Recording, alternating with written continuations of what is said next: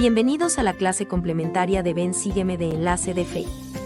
Este recurso no pretende reemplazar su estudio personal o familiar, sino más bien, se trata de una ayuda adicional para entender mejor las Escrituras y compartir con nuestra comunidad en línea. Disfrutemos.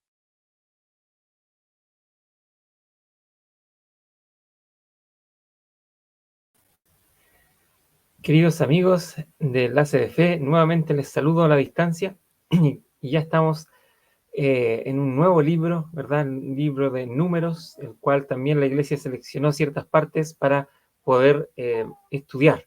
Y de verdad que lo que vamos a ver hoy son historias que, como les dije al inicio del año en la primera clase, este Antiguo Testamento está lleno de cosas curiosas, interesantes, que a veces no tienen explicación, y hoy veremos una de ellas, ¿cierto?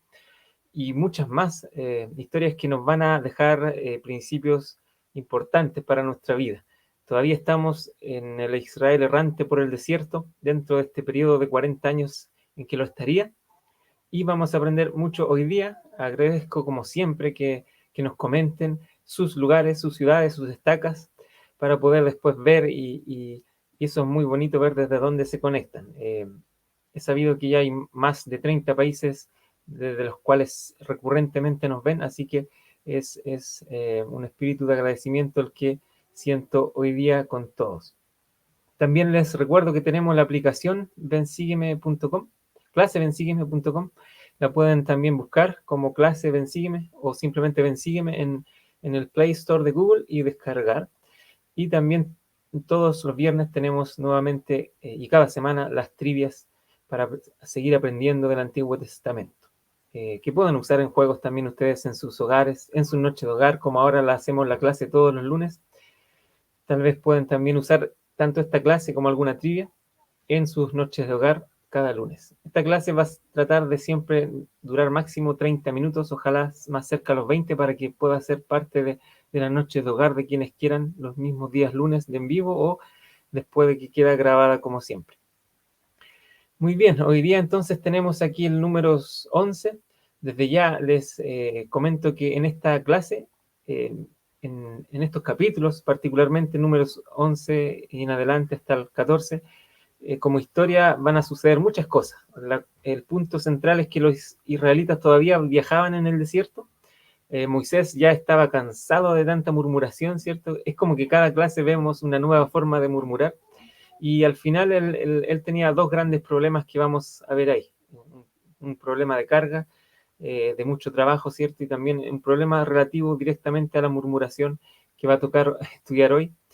Y inclusive hay una murmuración posterior de María y Aarón. Hay un castigo de Jehová para ellos también. Hay una solución a estas cargas, por cierto. También Moisés después manda algunos espías a la tierra de Canaán para enriquecerse en conocimiento de cómo será, qué características tienen sus habitantes, sus tierras en sí. Y ahí vamos a ver también diversos testimonios, en especial el testimonio positivo de dos siervos. Y bueno, después, hacia el final de la clase, vamos a seguir hablando, después ya en números 20, de otros temas que se relacionan un poco a la historia ya anteriormente dicha o vivida por Moisés, inclusive en días previos, cuando él recién había asumido el rol de libertador. Muy bien, aquí este capítulo 11 ya comienza con muchas cosas gloriosas, ¿cierto?, de parte de Jehová, pero vamos a la murmuración misma. Resulta que ya en el versículo 5 está expresada en una manera ya directa qué es lo que no podía soportar el pueblo. Nos acordamos del pescado que comíamos en Egipto, de balde, de los pepinos y de los melones y de los puerros y de las cebollas y de los ajos, y ahora nuestra alma se seca, pues nada más que maná ven nuestros ojos. Entonces ya se estaban aburriendo del maná, ese pan del cielo, y por supuesto esto pasando meses y años, esto debe haber sido una repetida queja hacia Moisés. Imagínense lo complicado que era lidiar con un pueblo que constantemente murmuraba por lo mismo una y otra vez.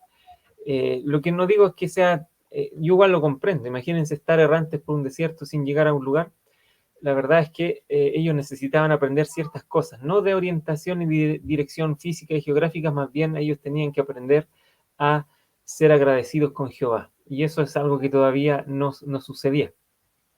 Más en continuación, ¿cierto?, de esta historia, sigue aquí hablando de este maná, y Moisés empieza ya a exclamar a Jehová, quizás en son de reclamo, pero más bien de incomprensión, de por qué tiene que él seguir en esto. Él le dice, ¿por qué has hecho mal a tu siervo? ¿Por qué no ha hallado gracia ante tus ojos? Y qué has puesto, en el fondo es como la pregunta, ¿qué más quieres de mí? ¿Cierto? Como tratando de entender un poco tanta responsabilidad que él tenía. Por eso que el primer problema está en el versículo 13 y el segundo en el 14, pero ya los conocemos. El primero era de dónde iba a conseguir el carne, porque ellos querían carne en el fondo para dar al pueblo. Y en el 14 está, no puedo yo solo llevar a todo este pueblo que me es pesado en demasía. Dos tremendos problemas que tenía este profeta y que vamos a ver cómo lo solucionó entonces Jehová. Vemos que a continuación también ya empieza la solución. Jehová mismo le dice lo que tiene que hacer. Reúne 70 hombres, ¿cierto? Cerca los que lo lleva al tabernáculo, iba a descender. Es bonita el versículo 17 que dice, tomaré del espíritu que está en ti, lo pondré en ellos, y llevarán contigo la carga del pueblo, y no la llevarás tú solo. Esto es bonito porque ya empezamos a hablar de ministración y liderazgo, y cómo es que se comparten las cargas en la iglesia. Más abajo en el 21, hay 600.000 hombres de a pie en este pueblo, dice Moisés, en medio del cual yo estoy, y tú dices, les daré carne y comerán durante todo un mes, que esa era la promesa, algo inconcebible también para la mente humana, y pregunta, da opciones ahí. Sin embargo, la respuesta de Jehová está desde el 23 en adelante, y la promesa es que se iba a cumplir, tanto lo uno como lo otro, la carne como alivianar la carga. Tenemos el 25 que dice, Jehová descendió en la nube y le habló y tomó del espíritu que estaba en él y lo puso en los 70 varones ancianos, y aconteció que cuando posó sobre ellos el espíritu, profetizaron y no cesaron. Hubo espíritu de profecía en estos varones, y esto conlleva también a que haya una confusión aquí, y ya vamos a aprender de un primer principio de esta clase. Resulta que dos de estos varones, Eldad y Medad, profetizaron en el campamento. Corrió un joven y dio aviso a Moisés y dijo, Eldad y Medad profetizan en el campamento. Josué también fue donde Moisés y les pidió que lo impidiera. En el fondo estaban celosos de que otras personas profetizaran y no solo Moisés. Esa era como la situación. El 29 Moisés le responde algo muy, muy importante. ¿Tú tienes celos por mí? Ojalá que todos los del pueblo de Jehová fuesen profetas, que Jehová pusiera su espíritu sobre ellos. Por supuesto, la intención de enseñanza aquí no es para nada limitar la profecía personal que uno puede tener o las abundantes revelaciones que el Señor puede dar a cualquier persona. Y bajo ese término, claro, ojalá que todo el pueblo fuese profeta, ojalá que todos los santos de los últimos días pudieran profetizar para sus propias condiciones personales, para sus propias familias, para todo lo que concierne a ellos. Pero imagínense que se estuviera refiriendo a que todos fueran presidentes de la iglesia o profeta en ese sentido. Habría una confusión cabal, y Dios no es un Dios que le va a decir a uno que haga otra cosa y después viene otro y otra. Dios tiene una línea de pensamiento y la ejecuta a través de su siervo, y siempre ha sido así. Y es por eso que conviene aquí aclarar este punto. Yo sé que muchos de ustedes ya lo conocen y lo vimos en abundancia el año pasado en Doctrina y Convenios, pero aquí Moisés, en resumen, disculpen, Moisés no quiso decir que quería que todos fuesen profetas y que guiaran y recibieran revelación para la iglesia. Más bien es probable que haya querido decir que ojalá todas las personas viviesen dignas de recibir revelación para su propia vida, llamamientos y responsabilidades. Y tanto el Manuel Bensígueme como yo me sumo a recomendarles que puedan leer un discurso que hay es del presidente Oaks del pasado, ¿cierto? Se llama Dos líneas de comunicación, y ahí él destaca que en todo orden de revelación existen dos líneas, la línea personal y la línea del sacerdocio. Entonces es importante que sepamos que nunca el Señor, nos va a dejar sin esa línea personal. Siempre hay acceso al Señor mediante oraciones y mediante su conducto, que es el Espíritu Santo, pero para nosotros, para nuestras familias, etcétera. Y está la otra línea del sacerdocio, que no contraría en nada a la línea personal. Van en completa concordancia y coherencia y cohesión, porque la línea del sacerdocio es compatible con lo que también el Espíritu dice a las personas. Es decir, Dios, si le dice al profeta algo para que lo ponga en un manual general de la iglesia como una norma, después no le va a decir mediante el Espíritu a cierto líder de un barrio que haga algo distinto a eso establecido, algo que se escape de lo ya revelado, porque Dios no es un Dios de confusión. Ambas cosas son posibles, la revelación personal y la revelación por conducto de un profeta. Y lo interesante es que ni la línea personal puede reemplazar la línea del sacerdocio, ni la línea del sacerdocio puede reemplazar la línea personal. En la iglesia no creemos en tener líderes que solo se guían por lo escrito, ni tampoco creemos en tener liderazgos o interacciones que solo se basen en lo que siente cada uno en su corazón, sin acudir a una voz profética, un terreno seguro para en una línea trabajar todos juntos. Entonces, esto es lo bonito del Evangelio y está expresado ampliamente en estas escrituras. Por supuesto que aquí está el cumplimiento de la otra promesa también. A través de ese viento con codornices tuvieron carne a montones, ¿verdad? Como dice el 32. Entonces el Señor cumplió. Aún así, les encendió ira contra el pueblo y hubo una plaga muy grande también. El Señor estaba también cansado de tanta murmuración, por cierto. En el capítulo 12, sí, continúa esto más o menos, porque resulta que María y Aarón ahora están hablando en contra de Moisés a causa de la mujer que había tomado, mujer etíope que sale ahí. Algunos eruditos dicen que es la misma anterior, otros que era otra. Sin embargo, si fuera otra, esto quisiera llevar a una escritura, a una revelación actual, porque después en el 2 dice, y dijeron, solamente por medio de Moisés ha hablado Jehová, ¿no ha hablado también por medio de nosotros? Y lo oyó Jehová. Entonces, habían dos grandes confusiones aquí. Por un lado, la confusión de la mujer por esposa que tuvo, ¿cierto? Fue justificada por el Señor. En Doctrina y Convenio 132, tanto el primer versículo como en el 38, habla de esto, que el Señor en nada condenó a Moisés, porque en el fondo le fue dada esta esposa.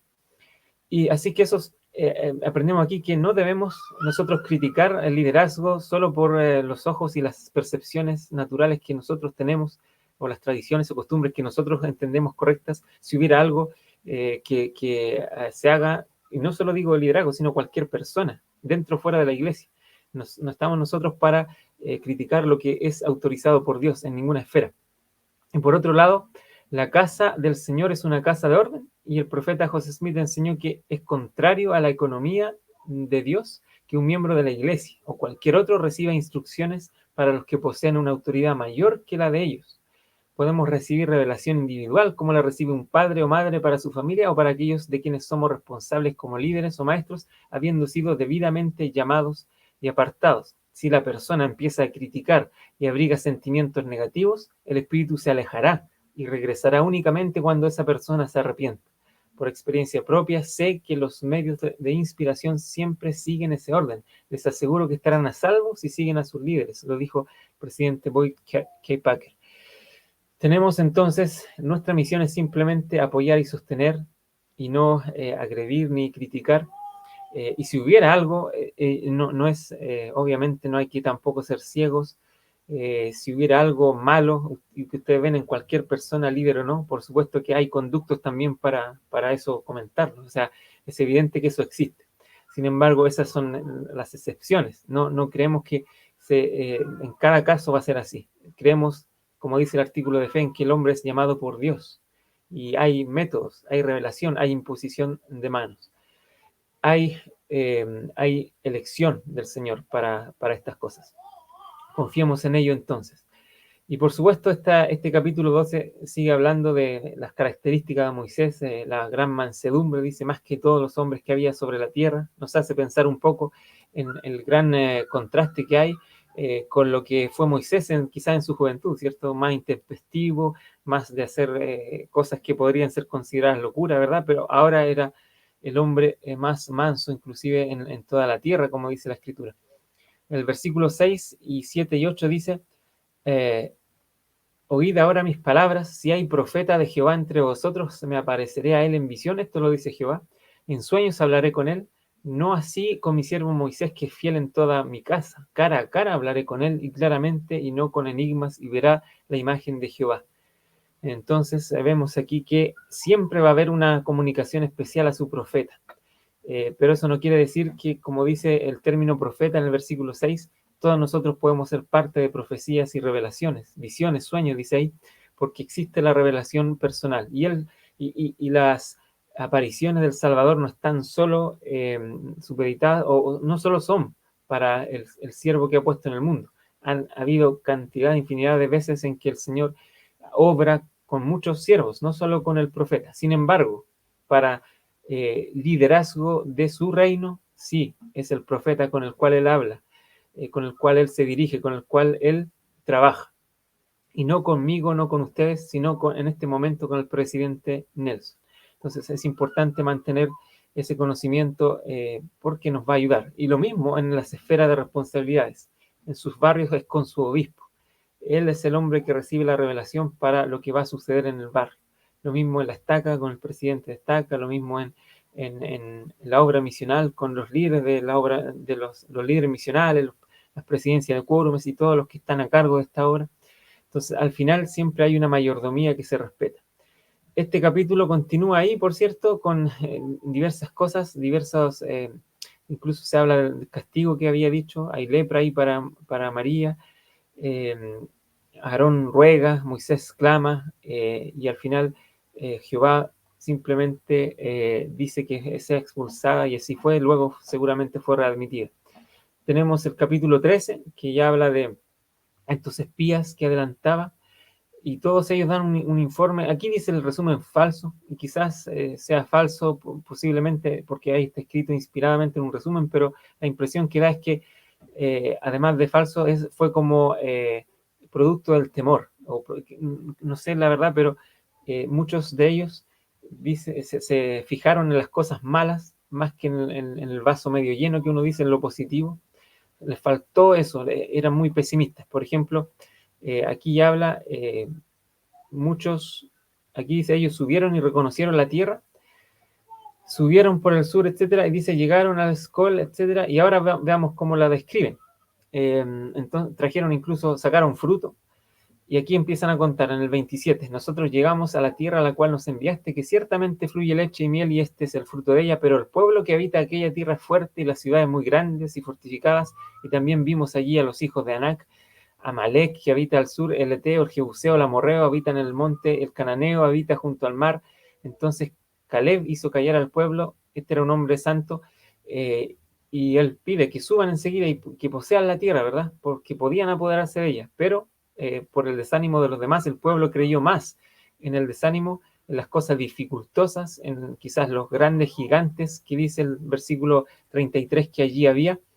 Entonces empieza este miedo a atemorizar el pueblo, y en el capítulo 14 continúa esto. Israel sigue murmurando y ahora otra vez se quejan, ojalá hubiéramos muerto en la tierra de Egipto, ¿no nos sería mejor volvernos a Egipto? Hasta las murmuraciones se contradicen, ¿verdad? Y esto si volvemos al número 11, ¿cierto? Aquí decía la murmuración, nos acordamos del pescado que comíamos en Egipto, ¿cierto? De las comidas, y están así como soñando con Egipto. Y si vamos ahora al capítulo 14, dice, ojalá hubiéramos muerto en la tierra de Egipto. Entonces al final uno se da cuenta que las murmuraciones nunca tienen tanta lógica, son más conducidas por lo indomable de nuestra naturaleza, y no nos dejamos ni siquiera razonar bien. Y eso pasa siempre que murmuramos. Entonces debemos tener este cuidado porque podemos decir incluso cosas ilógicas y hacerla después. Entonces, esto es lo que estaba pasando acá. Querían volver sí o sí, pero aquí destacamos a Josué y a Caleb, hijo de Jefone, ¿cierto? Estos se apesadumbraron porque ellos dijeron, la tierra por donde pasamos para reconocerla es tierra en gran manera buena. Imagínense, en gran manera era buena. Los otros estaban viendo la menor manera. Y si Jehová se agrada de nosotros, Él nos llevará a esa tierra y nos la entregará. Es una tierra que fluye leche y miel. Había esperanza, ¿verdad? Con nosotros está Jehová. Esa frase me gustó que les dijo. No los temáis. ¿Hasta cuándo me ha de menospreciar este pueblo? Al final Jehová le dice a Moisés. Este, básicamente, hermanos, es un menosprecio, tal como dice aquí, del pueblo a Jehová, porque había hecho maravilla Jehová con ellos y aún así seguían pensando que no era posible obtener una tierra prometida. Bien, el 19, nuevamente Moisés haciéndolas de intercesor, perdona ahora la iniquidad de este pueblo según la grandeza de tu misericordia. Jehová responde que sí, ha perdonado, pero en el 22 dice una expresión que es tajante: me han tentado ya de 10 veces. Bueno, tentado no es que el hombre pueda tentar a Dios, más bien ahí la explicación es que he puesto a prueba. Hay diversas traducciones que son muy apartadas de lo que podríamos entender nosotros ahora, en vista de lo que entendemos de la gloria de Dios. Entonces van a haber muchas explicaciones en las escrituras que están inspiradas como un comentario añadido. Bien, y no han escuchado la voz en el fondo. En el 30 dice: vosotros a la verdad no entraréis en la tierra por la cual alcé mi mano, jurando haceros habitar en ella, exceptuando a Caleb, hijo de Jefone, y a Josué, hijo de Nun. Estos eran los hombres que les dije que eran entusiastas y positivos. El castigo era que simplemente ellos serían al final los que podrían llegar a conocer la tierra. Josué, hijo de Nun, y Caleb, hijo de Jefone, quedarían entonces con vida. Soportarían las plagas, cualquier problema en el desierto. Esa sería la gran promesa. El pueblo entonces se afligió mucho con esto que también les contó Moisés, pero lo interesante de esto es que me gustaría que ustedes mencionaran ahora aquí en los comentarios, después puedo leerles. ¿Pueden mencionar un líder que conozcan que sea ejemplo de entusiasmo aún en medio de los problemas o grandes desafíos? Yo creo que todos nosotros conocemos un Caleb o un Josué en este sentido que nos ayuda a mantenernos en la senda del convenio. Estoy seguro que conocemos. Y sería una bonita manera ahora que lo etiqueten ahí o simplemente lo mencionen para saber si es la sensación correcta la que yo siento de que efectivamente en cada barrio, en cada estaca, hay este tipo de hermanos que lideran desde el entusiasmo, desde el vaso medio lleno, desde la esperanza en que las cosas buenas van a suceder si Jehová está con nosotros. Quisiera que pudieran reconocerlos. Es algo simple y quizás ahora en el comentario lo pueden hacer aquí, pero sería súper bonito que también después lo comenten en algún momento con ellos, les den sus palabras de agradecimiento. Es muy importante que podamos hacerlo así. Y bueno, si ahora nos quisiéramos apartar, o sea, saltar ya al capítulo 20, acá ya después de diversas situaciones, tenemos primero como un resumen, después de todo esto ya casi 40 años de salir de Egipto, los israelitas se habían rebelado, ya vimos que se rebelaron Moisés y Aarón, y ahora viene otra murmuración debido a la falta de agua. ¿Se acuerdan que antes había pasado esto al menos un par de veces? Entonces Moisés recibe el mandato del Señor de sacar agua también, pero de una manera particular que tampoco fue efectuada de una manera exacta. Y lo mismo pasa también cuando se tienen que desviar un camino más largo para poder, siguen murmurando por eso, por un camino más largo.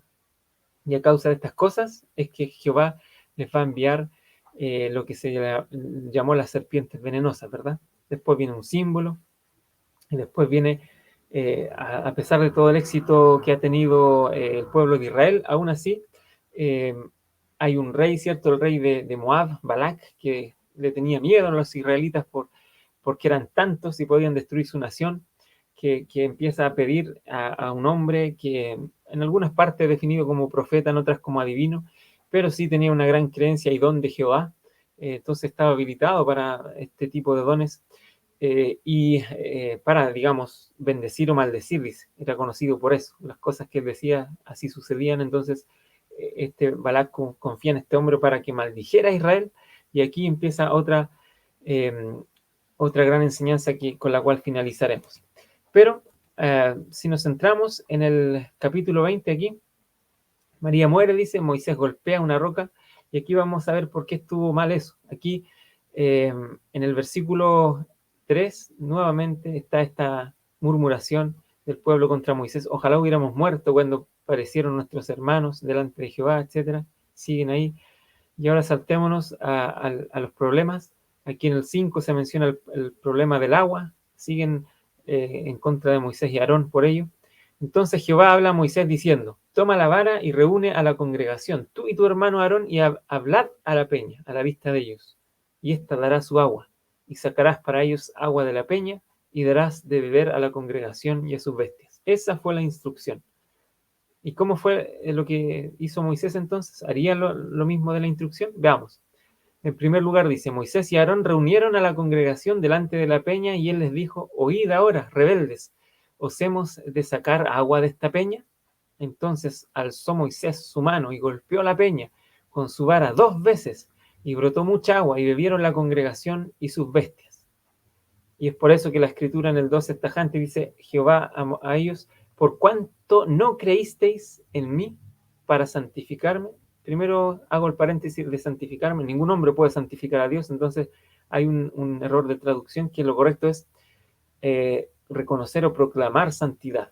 Eso es lo que quiere decir la escritura. Por cuanto no creísteis en mí, ni me atribuiste la santidad, eso es en el fondo. Entonces ese no creísteis está basado en lo que pasó justo arriba. Si se pueden dar cuenta, la instrucción que le da Jehová es muy distinta a lo que hace Moisés. La instrucción era hablar a la peña y creer, ¿cierto?, que iba a salir agua para darles de beber, pero no. Moisés, en primer lugar, menciona una frase desafortunada según varios manuales de la iglesia, porque dice, oíd ahora, rebeldes, os hemos de sacar agua de esta peña. En primer lugar, no está mencionando nunca a Jehová. No hay ninguna atribución de que Él es el Dios que les daría agua. ¿Y por qué es tan importante esto? No solo por el agua, porque el agua ya es un símbolo de vitalidad, y la vitalidad la entrega a Dios. Pero de todas maneras, lo que quiere decir acá esta escritura es que ellos estaban atribuyéndose. Os hemos de sacar agua de esta peña, ya estaban puestos desde otra perspectiva. Es como si Moisés se hubiera puesto con Aarón como líderes, que ellos iban a, obviamente quizás en nombre de Jehová, pero sin decirlo, hacer esto. Y eso me recuerda a muchas situaciones en las cuales en el pasado tuve esa tentación también, en el liderazgo. A veces sobre todo eso lo vamos a vivir todos nosotros en la iglesia y en cualquier lugar, cuando se nos acerque alguien y nos diga cosas de este estilo. Por ejemplo, hermano, me encantó su mensaje, usted me llenó del Espíritu, usted me hizo cambiar. Por ejemplo, eso podría pasar, ¿cierto? Si un hermano o una hermana nos dice eso. O podría pasar incluso con un misionero, así como yo le debo mi conversión al elder tanto, ¿verdad? Son cosas que a veces las personas dicen sin una mala intención, por cierto, generalmente lo hacen con una intención de gratitud, pero eso podría ser que si el líder que recibe tal elogio pueda pensar que está en él la salvación del otro, o está en él la gloria del otro, la felicidad del otro. Y ahí hay una tentación muy grande. Y es por eso que es importante reflexionar en esta frase, oíd ahora rebeldes, para empezar la dice, os hemos de sacar agua de esta peña. En el fondo ellos se la sacarían. Cuando Jehová fue el que iba a darles esa agua, ¿cierto? Solamente ellos eran un instrumento. Y esta vez ni siquiera usando vara y golpes. Más bien era que tenían que hablar. Pero Moisés, como dice el 11, golpeó a la peña 2 veces. Lo hizo de otra manera. Es curioso también que aún así salió agua. Es decir, Dios sigue acompañando y soportando las palabras, ¿cómo se dice? Apoyando las palabras de su profeta. De una u otra manera ya había prometido que él lideraría y salvaría a su pueblo en muchas situaciones, por lo tanto, aún así les dio agua, pero la manera de inmediato les dice, no creísteis en mí para santificarme ante los ojos de los hijos de Israel, más bien en el fondo se estaban santificando ellos. Por tanto, no llevaréis a esta congregación a la tierra que les he dado. Y sigue aquí hablando, esto pasó todo en Meriba, es importante saber el lugar porque más abajo se habla de esto, de la situación en Meriba, como dice el 24, por cuanto fuisteis rebeldes a mi mandamiento en las aguas de Meriba. Entonces aquí está hablando directamente, perdón, que hubo rebelión.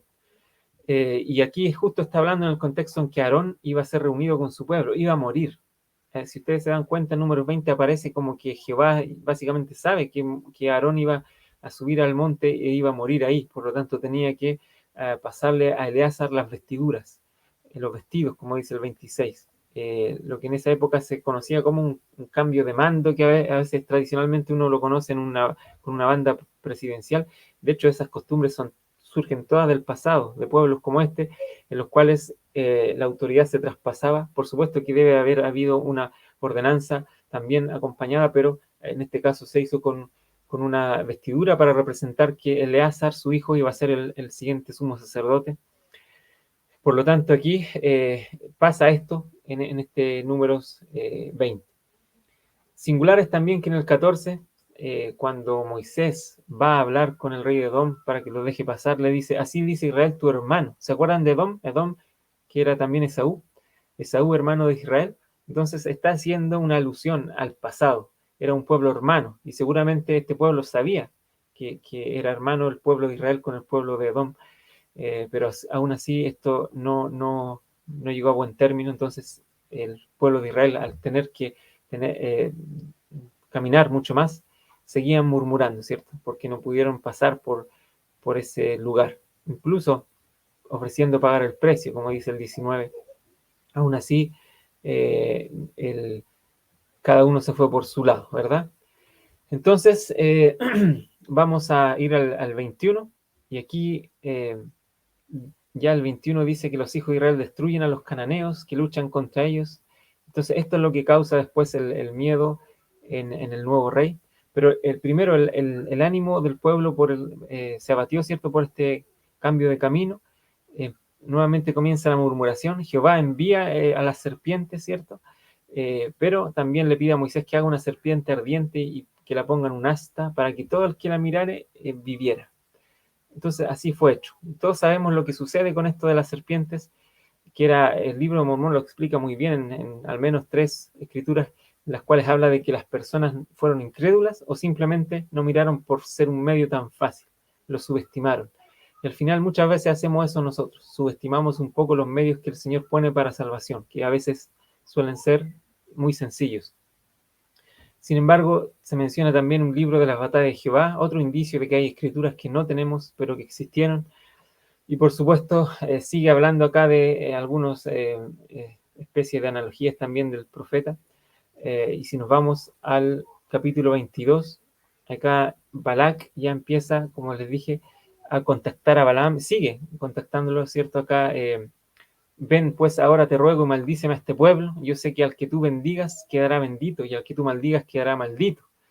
Esto para mí es simplemente creer más en un humano intercesor que en la fuente de las bendiciones. Y esto tiene mucha relación con lo anterior, hermanos, con eso de creer en una persona más que en Dios. Y erradamente les comento así sin mencionar nombres, pero algo que me pasó varias veces, me ha pasado, a veces por internet o a veces por persona. A veces han llegado hermanas o hermanos y me dicen como, ¿puede orar por esta persona? Yo sé que Dios le va a escuchar.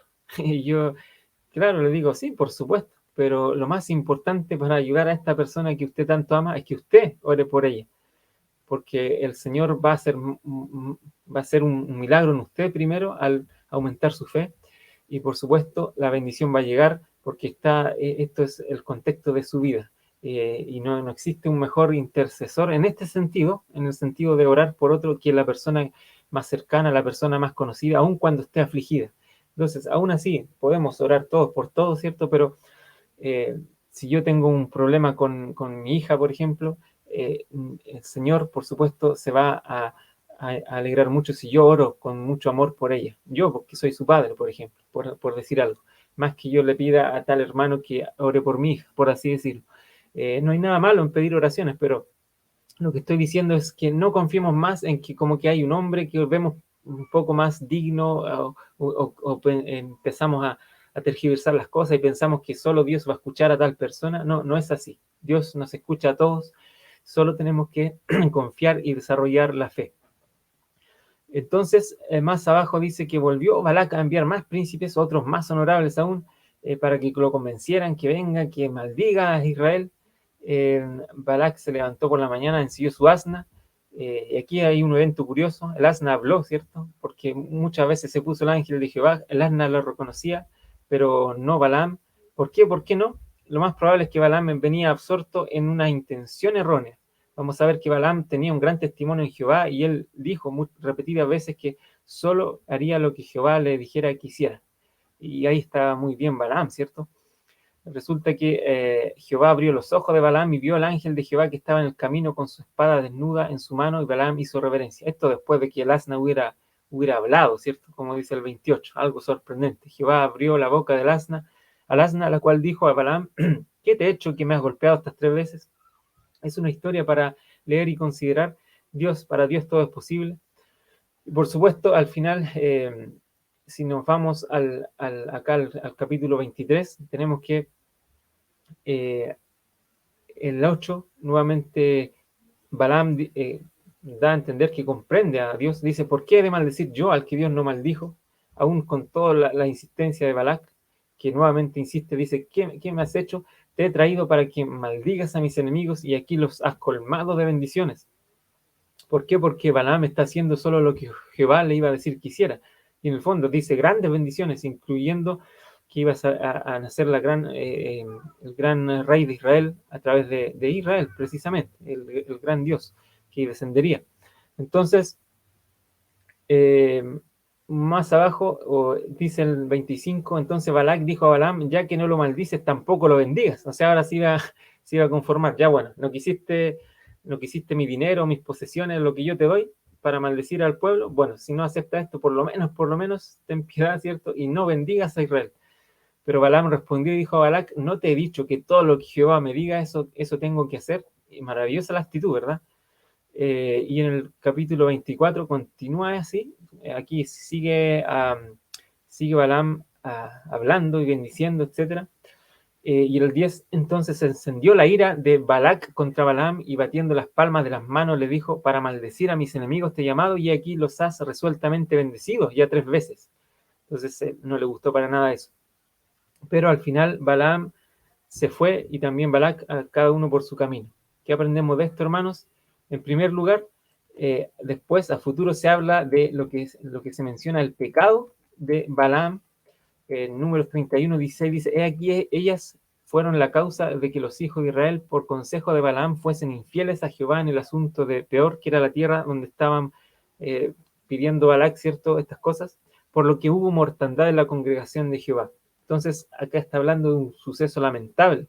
Judas también dice: ay de ellos, porque han seguido el camino de Caín y se lanzaron por lucro en el error de Balaam y perecieron en la rebelión de Coré. Entonces tenemos testimonios de que Balaam finalmente erró. Ese Balaam que haría solo lo que Jehová dijera.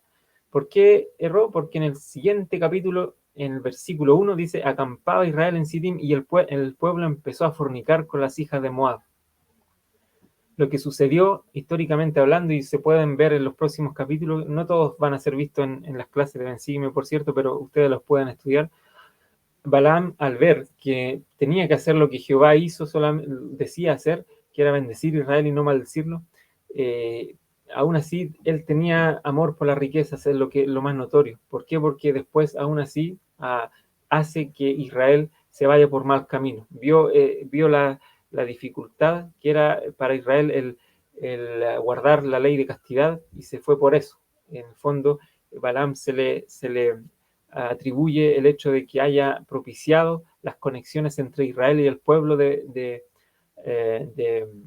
acá en el 25.1, el pueblo de Moab, los moabitas, ¿cierto? Sobre todo las hijas de Moab, como dice en el número 31:16. Entonces, al final, las intenciones que él llevaba cuando el ángel de Jehová se aparecía delante del asna, más que nada, el Jehová no quería entorpecer el camino, porque él mismo le dijo que siguiera nomás, pero que dijera lo que él le mandaba. Más bien lo que quería, y no se daba cuenta que estaba ahí encima del ángel de Jehová, era porque Balaam estaba absorto quizás en cómo lo hago para servir a Dios y para servir a las riquezas que Balac me ofrece. Entonces muchas veces nos vamos a hallar en esas encrucijadas, y yo solo les pido, hermanos, que podamos confiar en Dios de que Él es el terreno seguro y nunca podremos servir a dos dioses. Les invito a que podamos seguir interpretando estas escrituras para nuestro beneficio y provecho y tendremos ricas bendiciones, las bendiciones de Israel, porque seguimos siendo todos nosotros Israel. Y lo comparto con ustedes en el nombre de Jesucristo. Amén.